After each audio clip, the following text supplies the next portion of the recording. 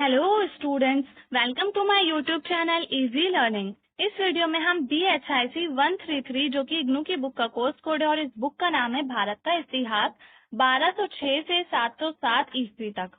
तो इसके कुछ इंपॉर्टेंट क्वेश्चंस जो कि एग्जाम पॉइंट ऑफ व्यू से सिलेक्टिव क्वेश्चंस हो सकते हैं, आपके लिए वेरी वेरी इंपॉर्टेंट है। इन क्वेश्चंस के बारे में हम डिस्कशन करेंगे।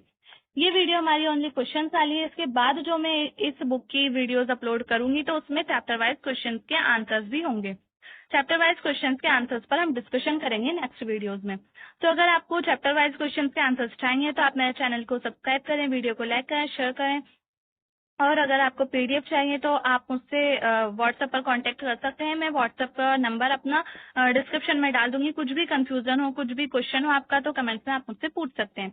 तो चलिए वीडियो स्टार्ट करते हैं। क्वेश्चन नंबर फर्स्ट है, इतिहास लेखन की अरबी और फारसी परंपराओं की विशेषताएं बताइए। ये हमारा चैप्टर 1 का क्वेश्चन है। क्वेश्चन नंबर 2 है हमारा, इतिहास के स्रोत के रूप में अकबरनामा के महत्व पर चर्चा करें।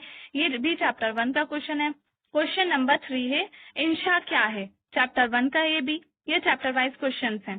चैप्टर 4 का क्वेश्चन नंबर 4 है, सूफी लेखन पर टिप्पणी लिखिए। ये भी चैप्टर 1 का है। क्वेश्चन नंबर 5 है हमारा, मुगल काल के कुछ संस्मरणों को सूचीबद्ध करें। चैप्टर 1 का क्वेश्चन है।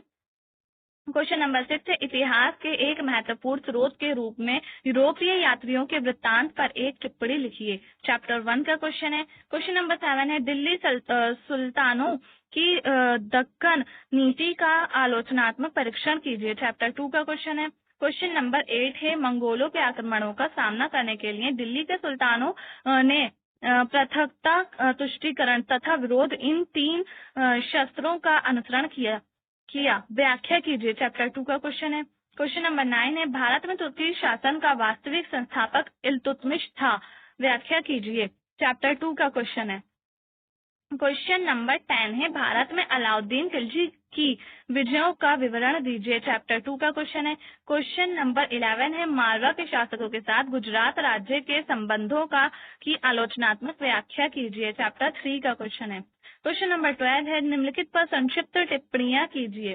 तो पहला फर्स्ट पे टिप्पणी करने के लिए आसाम राज्य, सेकंड है अहोम राज्य, थर्ड है सिंध राज्य और फोर्थ है कश्मीर राज्य। और ये भी हमारा चैप्टर 3 का क्वेश्चन है।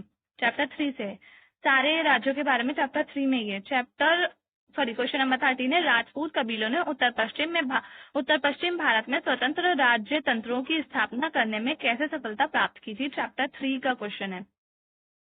क्वेश्चन नंबर 14 है, क्षेत्रीय राज्यों की विशेषताएं बताइए। चैप्टर 3 का है। क्वेश्चन नंबर 15 है, बहमनी राजनीति में अफाकी और दक्कनी कुलीनों के मध्य संघर्ष का परीक्षण करें। चैप्टर 4 का क्वेश्चन है। क्वेश्चन नंबर 16 है, विजयनगर साम्राज्य के राजनीतिक, सामाजिक और आर्थिक जीवन पर धर्म तथा धार्मिक वर्गों की भूमिका की चर्चा कीजिए। चैप्टर 4 का क्वेश्चन है। 17 क्वेश्चन है, विजयनगर साम्राज्य की स्थापना तथा समुद्री सुदृढ़ीकरण को रेखांकित कीजिए। चैप्टर 4 का क्वेश्चन है। 18 क्वेश्चन है, नायक राज्यों का उदय कब हुआ। चैप्टर 4 का है ये भी। क्वेश्चन नंबर 19 है, हुमायूं की प्रारंभिक कठिनाइयों की चर्चा कीजिए, उसने उनका सामना किस प्रकार किया। चैप्टर 5 का क्वेश्चन है। 20 क्वेश्चन है, बाबर ने किस प्रकार भारत में मुगल शासन की नींव डाली। ये भी चैप्टर 5 का है। क्वेश्चन नंबर 21 है, लोधी साम्राज्य के विस्तार का विस्तार से वर्णन कीजिए। चैप्टर 5 का क्वेश्चन है। 22 क्वेश्चन है, मुगल राजपूत संबंधों पर एक नोट लिखिए। चैप्टर 6 का क्वेश्चन है। 23 क्वेश्चन है, मुगल साम्राज्य के पतन पर एक टिप्पणी लिखिए। चैप्टर 6 का है। 24 क्वेश्चन भी चैप्टर 6 का है और ये है, अकबर की राजपूत राज्य के प्रति नीति की 3 चरणों की व्याख्या कीजिए। क्वेश्चन नंबर 25 है जो कि 6th चैप्टर का है, मुगल मराठा संबंधों का परीक्षण कीजिए। चैप्टर 26, मुगलों की उत्तर पश्चिमी सीमा यानी कि मध्य एशिया से ईरान तक के प्रति नीति की व्याख्या कीजिए। चैप्टर 6 का क्वेश्चन है। 27 है, खिलाफत के प्रति निष्ठा दिखाने के लिए दिल्ली के सुल्तान किन तरीकों का प्रयोग करते थे। चैप्टर 7 का क्वेश्चन है। क्वेश्चन 28 है, दिल्ली सुल्तानों की प्रशासनिक व्यवस्था पर एक टिप्पणी लिखिए। चैप्टर 7 का है।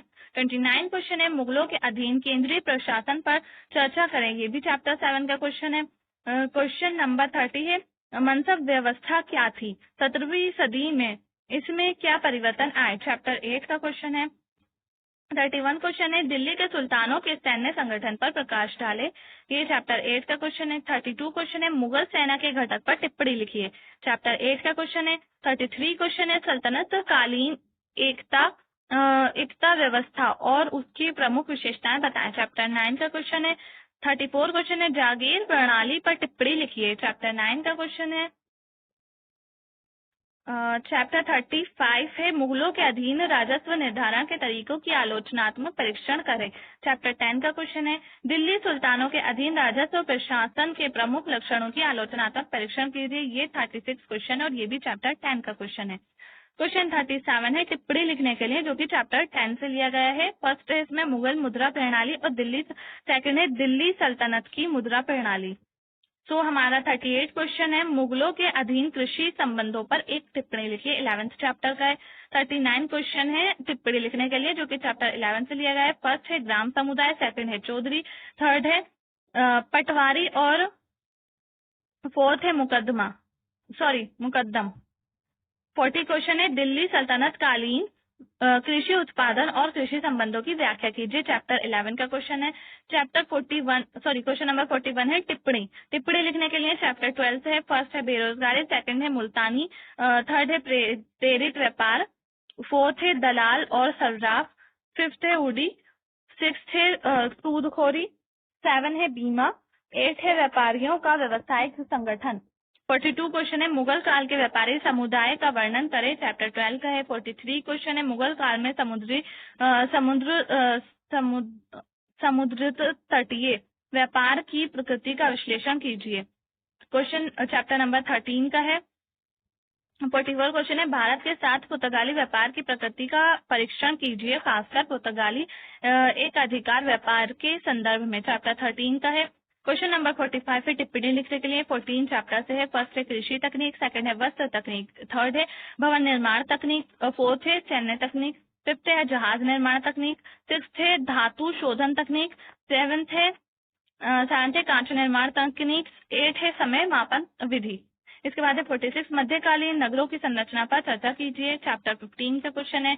47 क्वेश्चन है मध्यकाल में शहरों के विकास के लिए उत्तरदायी कारक बताइए, चैप्टर 15 का है। 48 क्वेश्चन है भारत में चिश्ती सिलसिले के विकास पर संक्षिप्त चर्चा कीजिए, भारत में उसकी लोकप्रियता के क्या कारण थे, चैप्टर 16 का क्वेश्चन है। 49 क्वेश्चन है 14वीं से 17वीं सदी के मध्य भारत में भक्ति आंदोलन के उदय के क्या कारण थे, चैप्टर 16 का है ये भी। 50 क्वेश्चन है एकेश्वरवादी आंदोलन की प्रमुख विशेषताएं बताइए, किन्हीं 3 एकेश्वरवादी संतों के नाम भी लिखिए, चैप्टर 16 का है। 51 क्वेश्चन है टिप्पणी लिखने के लिए और ये भी चैप्टर 16 से है। फर्स्ट है इसमें शेख निजामुद्दीन औलिया, सेकंड है रामानुज, थर्ड है निम्बार्क, फोर्थ है वल्लभाचार्य, फिफ्थ है चैतन्य, सिक्स्थ है कबीर, सेवंथ है माधवाचार्य, 8 है गुरु नानक।